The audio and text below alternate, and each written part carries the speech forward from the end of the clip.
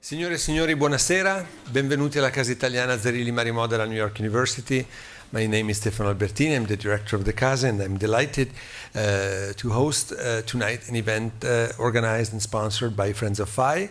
As you know, Friends of FAI are not only an important presence in the US, but they have their own presence here at Casa Italiana. Their US headquarters is here at the penthouse of Casa Italiana. The reason why they're here is that we strongly believe in their mission. As you know, for those of you who are not members of Friends of FAI but are friends of the Casa, just briefly, it's the Italian National Trust. Basically, they take care of an enormous number and a growing number of properties. They acquire them, restore them, and make them available to the public. So it's a mission of fundamental importance. They raise funds for that because, as you can imagine, it's a very expensive operation. They don't ask for money to the state. They ask money to private donors, and fortunately, many of these private donors are also from this country. They do a fantastic job, and I congratulate their leadership here in New York, Jim Carolan and Lucy Hill, who works here at the Casa day in and day out, and they're doing a great job. And it's always a pleasure to have public events in which they can talk about some of the wonderful things that they have helped bring back to life and to the fruition of the public. And without further ado, I would like to invite James Carolan, who is the president of Friends of FAI.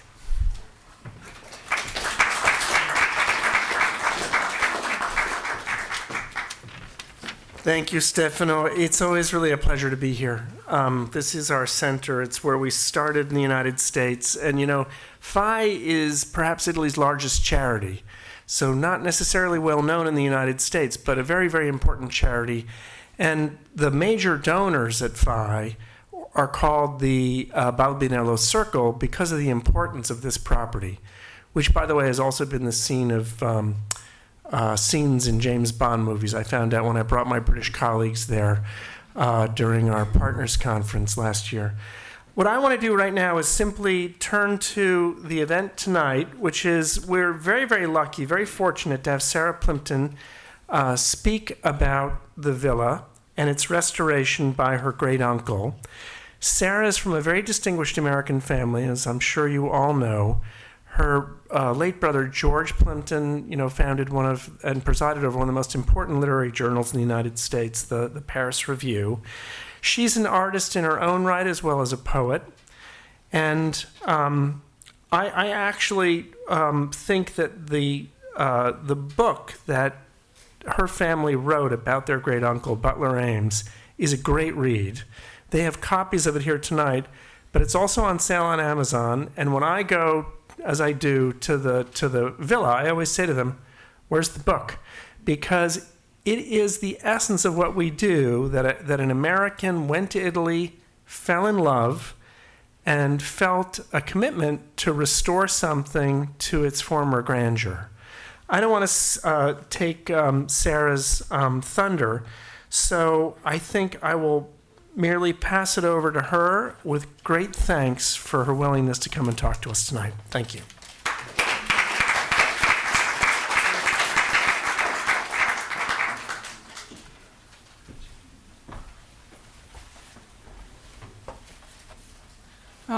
Thank you, FAI, for having me, and the Casa Italiana. Just while this picture is up, I'm going to point out two things, because one is this building and the roof. This is the main building of Balbianello, and then you can't see it, but this is Bellagio, and just over here is Villa Servoloni. So, greetings. I'm going to talk about Villa Balbianello and the years it belonged to the Ames family, in particular my great-uncle, Butler Ames. Let's see. This was painted by my grandmother, who was a accomplished artist. And it's a little sideways, but this is the villa back here. Butler Ames was a young congressman from Massachusetts. He was born in 1871, and he lived in Lowell, Massachusetts. Oops. He was a West Point graduate and served in the Army before becoming a congressman. He was the president of the U.S. Cartridge Company and was an inventor. His electric coils were used in the Ford Model T, and he invented a radiant heat stove. Also heat-retaining linings for shoes. I actually have a pair. We called them silver slippers. They had silver in them, and his point was that they reflected your heat. Anyway, nothing in his career prepared him for the adventure of Villa Balbianello. In Washington, he had met the Noyes family, and when he thought he would make his first trip to Europe, they invited him to come and stay in their villa that they had rented on Lake Como. He had never been abroad, and he spoke no foreign languages, but he accepted the invitation and set out for Italy in 1911. He had several adventures on the way to Milan, almost going to jail because of a misunderstanding in the train station. There was a confusion about exit tickets, and he pushed one of the ticket takers. He was almost arrested, but a red cap helped him, translated for him, and got him out of trouble. The red cap sent him to a hotel where by chance one of the waiters had known him in Boston at a hotel where everyone went to get hot chocolate. My mother remembers the hotel and the hot chocolate. That waiter helped him with his trunk and got him on the train to Como and to the Noyes villa. The Noyes family had taken many trips to an unoccupied villa down the lake and had made friends with the gardener, a Mr. Spada. Mr. Spada was in charge, and they got permission to eat their picnic lunches in the garden. So one of the first trips on the lake with the Noyes family was to Villa Balbianello for a picnic. The owner apparently lived in Paris and had not been to the villa in 30 years. Butler instantly fell in love with the villa and decided then and there to try to acquire it. He went the next day without telling anyone and managed to see the luxurious inside. He wrote to the owner, Marie Perrat, but she refused to sell. He tried many times, but was always refused. Marie Perrat was one of the richest women in Europe. He came one more time to see the villa in 1913, and in Milan he learned that the villa had been sold to the Prince Eitel Frederick, the Kaiser's youngest son. He went back to America, very sad and despondent. However, the war came, Italy switched sides, and the villa was confiscated as enemy property by the Italian government and given back to Marie Perrat. Once again, Uncle Butler offered to buy it, helped with a loan from a friend, and this time Marie Perrat agreed to sell. That was 1919. Now, Villa Balbianello had belonged to Cardinal Dorini in the 18th century. He built the loggia. This is the loggia. He also built the salon and the upper building with bedrooms. Originally, there was a chapel and a small monastery. These are the towers, which were originally. When Dorini died, the villa went to his nephew, Count Lambertine Tegni, who was involved in the reunification of Italy. Silvio Pellico was a tutor to his children. He was forced into exile, and in 1821 he sold the villa to his friend Marchese Giuseppe Arconati Visconti. Giuseppe was a senator, or he would be a senator, and a friend of Manzoni. He was also active in the reunification of Italy and was exiled for a while, living in Belgium.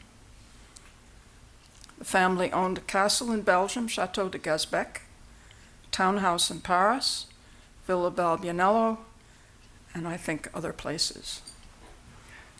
Giuseppe came back to Italy after 1840 and took part in the Revolution of 1848, and then became a senator from the Lombardy region when it became free. It was Giuseppe who put the balustrade around the villa. This is a drawing from one of the guest books. This was a drawing by one of my cousins, 1965. And the balustrade, as you know, goes all the way around the villa. His son, Giamartino, studied in Italy and in Paris. He was interested in geography and exploring. He was part of that era of exploration in Africa. He took trips to Algeria, Petra, Morocco, and Egypt, where he contracted a fever which would eventually kill him. He was involved in the formation of the Institute of Geography in Italy and published several books on his travel. His diary of his trip to Petra was beautifully illustrated, and it's actually 395 pages. And you can find the book on Amazon. In 1873, he married Marie Perrat, a French woman whose father was a left-wing journalist. Giamartino's father, who died in 1873, was against the marriage. The family thought she was bourgeois and an atheist. Giamartino died in 1876 when he was only 36 of this fever that he caught in Egypt, leaving the Arconati-Visconti wealth to Marie Perrat. She moved all the wealth to France, which infuriated the Italians and the family. She ran a left-wing salon in Paris. It is said she rolled her own cigarettes and used salty language. You can see why the Italian family did not like her. She donated nearly 3 million francs to the Louvre. Her name is on the wall of donators and various educational buildings in Paris. She had a large collection of art, which was also given to the Louvre. You can see her name on the Institut de Géographie in Paris, on the Rue Saint-Jacques. It is said, or it's the story that Uncle Butler told, that she became the mistress of Gambetta, a French politician and prime minister, and they apparently spent time at the villa. Gambetta died in 1882, and Marie Perrat never came back to the villa. Oh, thank you. Okay. Thank you. Uncle Butler, therefore, found the villa pretty much as she had left it. The extraordinary travel library of Giamartino Arconati-Visconti was in the loggia, and perhaps the most amazing was the black bedroom, which you can see, and the wallpaper is black silk moire wallpaper. There was an incredible four-poster bed, and the furniture all came from the Arconati-Visconti family. And in this room was a blue coffered ceiling with the seal of the Visconti family, like stars in the blue. Butler Ames, who had married in 1914, came with his wife Fifi. There they are. And put in central heating, electricity, and modernized the villa, but he did not change the way it looked when he arrived. The gardens were remodeled, and he came to the villa every year until the Second World War. He learned Italian. He had a black gondola and a mahogany motorboat and went around the lake visiting with Italian families in their villas. He had many visitors, including Mary Pickford, the movie actress. We have the guest book from those years. Now here are some of his family on the steps. Of course, you could swim in the lake. And the guests from those years are a picture of those times.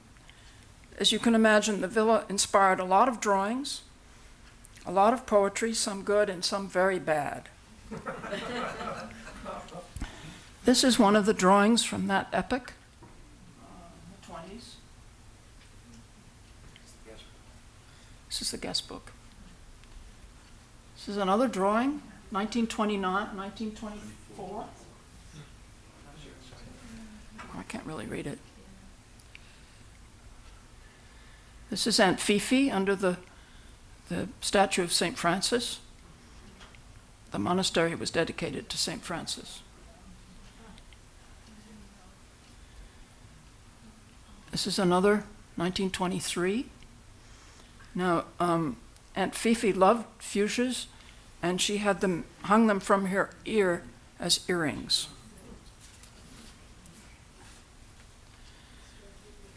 The Second War came, and Butler stayed in the U.S. The villa was first rented to a Sicilian wine merchant, and then the Nazis. After the war, Butler continued to come to the villa, even though Fifi had died in 1941. My family and I, with my brother Oakes, came to the villa in 1952, and what an amazing place it was. In 1954, Butler Ames died and left the villa to some of his nieces and nephews in trust for 20 years. That's my mother and great uncle Butler in front of the loggia. You can see they had glass houses back there. And during that time, many members of the family came with children and friends. Here, people are having lunch on the terrace. One of the favorite activities was eating lunch on the terrace. They had a wonderful chef. Some of the visitors were quite celebrated. My brother George had a house party which included Jackie Kennedy and Robert Silvers, now editor of the New York Review of Books. Another page from the guest book, and Amyas Ames was my mother's brother. He was the head of Lincoln Center. My father was at the UN under Stevenson, and several ambassadors came through, including Ambassador Stevenson. And here is his signature, and a drawing of the villa by Mr. Woodbridge, and Katie Woodbridge was the head of the Nightingale School, in case you're interested. I was living in Paris at the time and came down every summer for a week. And here is one more guest page. They're really quite wonderful. My mother and father visited around the lake and got to know the Princess Toria Tassi, a friend of Uncle Butler, and owner of the Villa Serbelloni in Bellagio. She was an American whose wealth came from Hiram Walker whiskey. At the end of her life, she called my father in for advice, and he arranged for the heads of the Carnegie, Ford, and Rockefeller Foundations to visit Villa Serbelloni. The Rockefeller Foundation was the only one interested, and she was persuaded to leave it to them. Villa Serbelloni, as you know, now has a residency program for scholars and writers and has many conferences. My husband, Robert Paxton, an historian of France, had a residency, and it was wonderful to look across the lake at Villa Balbianello, where I had spent so many happy hours. After 20 years, the trust was dissolved in 1974, and the villa came down to my mother, her sister, and two brothers, the children of Butler's favorite sister, Blanche Ames Ames, an artist. You saw her portrait of Uncle Butler, and she was an activist for women's rights. When the trust came to an end, the villa had to be sold. The younger generation did not have the wherewithal to continue to keep the villa, and did not travel or live abroad as so many of the older generation did. The villa was sold to Count Monzino, a supermarket tycoon and promoter of Arctic exploration. He demanded that the house be emptied. The travel library of Arconati was sold, and the black bedroom was destroyed. The black gondola turned out to have belonged to Cardinal Durini and is now in the Gondola Museum in Venice. When Monzino died, he left the villa to FAI and is buried in the ice house in the villa. The first we heard of the villa after the sale and Monzino's death was a friend who came to see my mother and said that the pamphlet sold at the villa claimed that the villa had been abandoned in 1924 and was in disrepair, and that Monzino had rescued the villa. We were outraged and got together pictures and pictures from the guest books to try to prove that was wrong. And we sent them to Signor Antonini, who was on the board of FAI and had a villa very close to Balbianello. We were trying to prove that the villa had not been abandoned and that the Ames family had taken very good care of the villa and had preserved the villa with some of the rooms as they had been under the Arconati Visconti family. We found some moldy tapes that Uncle Butler had dictated. We thought it would be impossible to play them, but we sent them to the dictaphone company and they were able to clean them, and we played them. It was the story of his life with the villa, told by Uncle Butler. We have transcribed it and put that story and other writings about the villa and pictures in a little pamphlet, which you can get at the end of this talk, or you can order it on Amazon. Eventually, Signor Antonini invited my husband Paxton and myself to come to visit the villa and tell him about the Ames family. We were spending the summer in France, so we took the train to Milan, to Lake Como, and spent a few days with Antonini and visited the villa. I guess the first surprise was not to see the terracotta Four Seasons on the front of the building. It's an old picture, and I don't know how this works, but there they are, the Four Seasons. And there's one more. As this is as you go in the top level of the main building. Monzino had removed them. There they are. This he did, even though the outside of the villa was protected, classified, and could not be changed. He also raised the roof of the main building to accommodate his Museum of Arctic Exploration, explorers' equipment, and sleds. This change in the proportion of the building, as I showed you in the first slide, means that it no longer had the look that Durini gave it. Inside, the black bedroom was gone, and also gone was the blue coffered ceiling.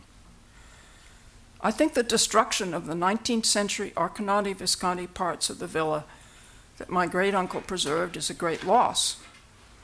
If I understand it correctly, visitors don't hear anything about the Ames years or the way the villa was under the Arconati Visconti.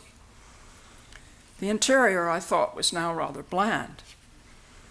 As we went through the rooms, I will never forget Antonini's expression when he realized that every fireplace had a fireback that had the monogram of Monzino, even the smallest bedroom at the bottom of the building.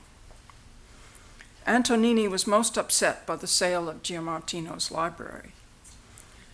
I think he is trying to reconstruct the library and has published a book on the travels and writings of Giamartino. Despite all this, the villa is an amazing place, perhaps one of the most beautiful places in the world. I feel very privileged to have stayed there. It is wonderful it is in the hands of the FAI, and I hope, though, when you go there, you will remember the way it was under the Ames family. Thank you.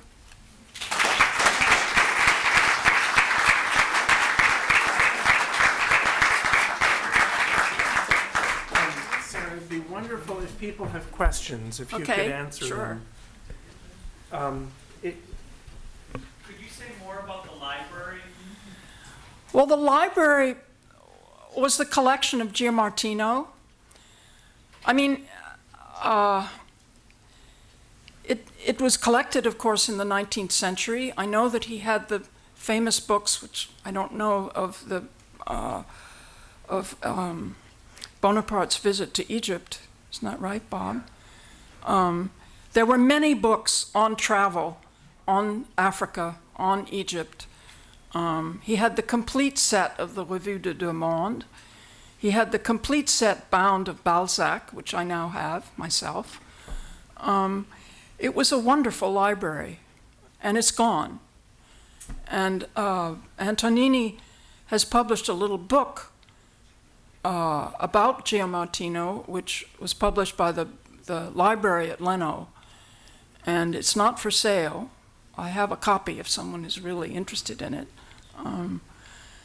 That lists all the books in the library because there was a sale in London at Sotheby's. So all the books were listed because they were all taken to London and sold. So there is a list of all the books. Is that catalog still available? Probably. And it's reproduced in this book that Antonini published. Wanted to know, besides Monzino, was there other people that were interested in acquiring? I don't think so. Well, he was the one who had always wanted it. And I think that was the only offer. But I can't really remember. Anthony? Is the Balzac in your possession in Italian or French? It's in French. Italian speaks French. Yeah, no, it's in French. And I'm thinking of sending it back to the villa, but we'll see.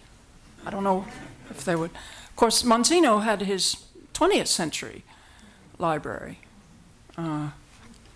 which is, but not the same as Giamartino's, not as interesting.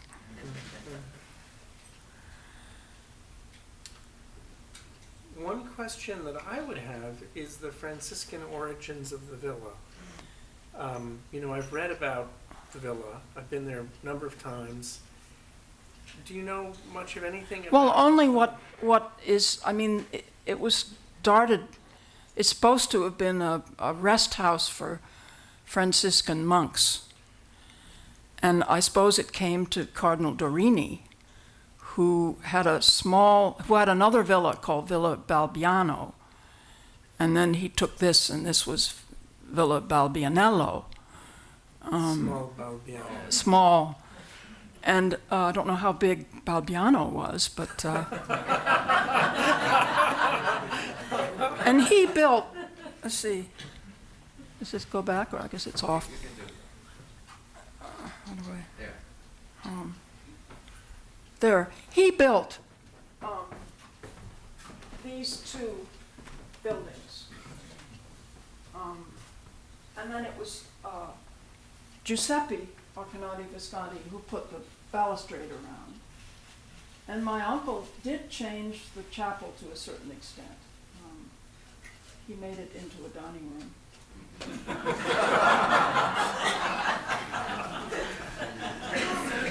And a kitchen. That building was turned into a kitchen. And I had there are pictures of it in the book, if you get the book. Can you just say a little bit about your great uncle and his career, separate and apart from Balbianello? When Well, was he a ran a congressman. company. He was a congressman. And he was an inventor. And apparently he tried to invent an airplane that had some sort of turning thing. It didn't work. But my grandmother was also an inventor. And during the war, she invented my brother, George, has a very funny description she invented a way of she noticed that with a sewing machine, how the threads get all tangled up, and then that doesn't work anymore. So her idea was to hang these twisted threads from barrage balloons over London, and that the planes would hit them. And so in my youth, she had a house. My Uncle Butler was living in Lowell. My grandmother had a house in northeastern Mass, and it had a big field, and she had a plane without wings. And she had these threads strung across from 2 towers, and this plane that rushed into the threads and stopped.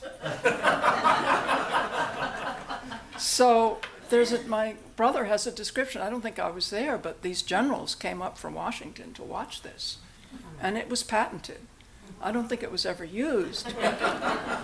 You can see what kind of a family this was. I just want to ask one more question, and then if there are no further questions, we can end this. But were there other American families on the lake who also had houses? Because, now Lake Como is a place where, everyone knows that George Clooney. George Clooney has a house, or at least had a house. Many Russian, oligarchs and so on. But were there other Americans at the time? Was this part of a movement? Well, the families that we met, after my great uncle died, were mostly Italian. I know across the lake because I rode across to see who lived in the villa right opposite, and that was the Hoare family who owned banks. The British And family. British families. I think they were more British than American. There was the Jordan taxi that you mentioned. Well, the Princess Torrentasi, of course, was Villa Cervelloni was American. And the other person who had a villa on the other side of the lake was Marcia Davenport, who was a writer. I don't know if you know anything about her. She was a writer, and her father was a famous musician. I've sort of forgotten. She was the lover of Masaryk, who then committed suicide. So, there were other Americans. Yeah. Are there other questions? Because I can keep going all night, but I have a question for you. yeah. Would you tell us what happened when FAI took over? What is going on right now at Balbianello? Sure. Balbianello, I can't tell you the whole history because of my own, I've been involved with Friends of FAI for 5 or so years. But this is a property which is visited very frequently and is maintained really quite pristinely. It's not far from, as you know, from Milan. And Como itself has become sort of a glamour capital. And so it receives quite a lot of visits, but it's the symbol of the American Friends. I didn't make a big deal of this, but we have some very substantial American donors who come every year on a tour where we go to places you cannot go. And it doesn't matter who you are, you can't go there. We've been inside of houses that friends of mine in Italy have said, I've been trying for 30 years to get into that house, and you got in. We get in because we have Bonafescobaldi, very prominent, very glamorous, very intelligent sort of sponsor in Italy. In any case, Balbianello is also the scene, as I mentioned, of at least one movie, but I think a number of movies have been filmed here. But there's a very famous James Bond scene that when I worked for a British law firm, all my British colleagues were pretending who's James Bond and who's the other guy and who shoots and who, to them this is, iconic. And, I think it remains a very important place for those reasons, but also because of its beauty. It's the scene of weddings and of very important public events, so some very prominent people have been married there, and I won't mention them because I'm not sure it's public. Yes? Yeah, because of the many visitors, and I assume that they are paying visitors, is Balbianello self-sustaining? Yes, well, let me just say a little bit about that. I wouldn't be able to say in particular with respect to Balbianello, but what we do is, what FAI does is it restores properties, sometimes properties owned by the government, and it opens them up to the public, to the entire public, not just the Italian public. So these properties receive a lot of visitors, And because the tradition of historic preservation is both second nature to the Italians and in a sense a novelty, you would know more perhaps as an Italian, not just an American who visits. These properties have become very, very important for the notion of historic preservation in Italy, because a property like this ends up in the hands of FAI only because there aren't necessarily natural heirs. And the family wants to preserve the property for posterity. And so each of these properties also becomes a little bit of a mausoleum, is maybe a cavalier way to put it, to the last owner. And so one of the reasons why I think it's so important to have us hear from Sarah is that, you know, it is the generosity of the last owner. You know, the Manzini family is a very prominent family in Italy. They are essentially the equivalent of, oh gosh, I don't even know the American family that owns Stop and Shop or something like that. It's not owned any longer by Americans, but that would be the equivalent, or, excuse me? Walmart, exactly. The Manzini family is a little bit like the Italian Walmart. Yes. I met Mr. Monsino in Venice years ago. Yes, he was very prominent and had also beautiful properties in Venice. I wonder what happened to the ones in Venice. Well, I don't know, but I mean, you know, it's. I think he was a megalomaniac, but Yes, he was. well, he wanted to impress himself on this villa, and he is buried there. He was a Yeah. self-made man. Yes, he's a self-made man, and Yeah. the villa is very much about him, but I think it nevertheless remains a place that is, you cannot visit this place and think about anything other than its long historic tradition. You also get an idea of who he was, but it's not simply about him. It really isn't. And so, anyway, I would encourage all of you, if you haven't, to visit our website. There are 44 properties. The American group has helped restore the entrance road, which is quite long, to Balbianello. Every year we sponsor a gift for one or another property. We give in excess of $250,000 a year. I would like to make that $1 million a year for the restoration and maintenance of these properties and to keep them open to the public, and also as a resource to Americans. Because, you know, the Italy you see when you walk around the center of the city is very different than the Italy you'll see if you get off the beaten path and go to a place like this. This is a completely different Italy. And it's a resource that's available to you. And it's nominal fees. You can stay at many of these properties. That's another unique thing about them. You can eat at them, you can stay at them. Not this one in particular, but many of them. So, yes. Sorry, what are some of the other prominent properties that your foundation supports? Well, the Villa dei Vescovi, the villa of the popes or the bishops, which is a property in Piemonte that is a very beautiful property that has importance in the Renaissance and earlier. We have a very large, FAI stands for the Fund for the Italian Environment. The environment per se is not a huge part of what we do, but we have a very large undeveloped property on the Bay of Iranto in Naples, which was donated to us by the Italian government. We last year restored outside of Rome an important park that forms part of the Lucy, I'm blocking. Tivoli. Yeah, the Tivoli Gardens. And you know, what it is it's a collection of properties that happen to have been lucky enough to have been donated. I'll just say one more thing because I don't want to say too much. The foundation was formed by a very prominent Italian whose family owned the Corriere della Sera, Italy's New York Times. And she's still alive and she's still active. She's in her 90s. And she was the catalyst for a whole movement in Italy to take properties like these and restore them and open them to the public. It was a radical idea. And because, you know, in Italy, people try to hold on to these properties. They try to keep them in the family. And that's wonderful, but at the same time, it doesn't allow them to be part of a larger conversation.